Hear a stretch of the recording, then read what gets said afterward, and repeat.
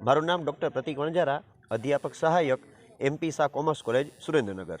સાહેબ, અમે રજૂઆત એ કરવા આવ્યા છે કે અમારે અધ્યાપક સહાયકને પગાર વધારો મળેલ નથી, જે બાબતે અમે અત્યાર સુધીમાં નાણામંત્રીશ્રી, શિક્ષણ મંત્રીશ્રી અને બધી જગ્યાએ રજૂઆત કરેલ છે, પણ અમને કોઈ પણ પ્રકારનો એમાંથી કોઈ સારો નિર્ણય મળ્યો નથી, જેની રજૂઆત માટે અમે અત્યારે વાઇસ ચાન્સલરશ્રીને આવ્યા છે. અને સાથોસાથ અમે નરેન્દ્ર મોદી સાહેબ, આપણા CM સાહેબ, આપણા નાણામંત્રીશ્રી અને આપણા શિક્ષણ મંત્રીશ્રીને બધા લોકો પોસ્ટકાર્ડ પણ લખીએ છીએ અને આજે બધા લોકો પોસ્ટ કરશું. અને ખાલી રાજકોટમાં નહીં પણ આખા ગુજરાતની અંદર બધી જ યુનિવર્સિટીઓમાં.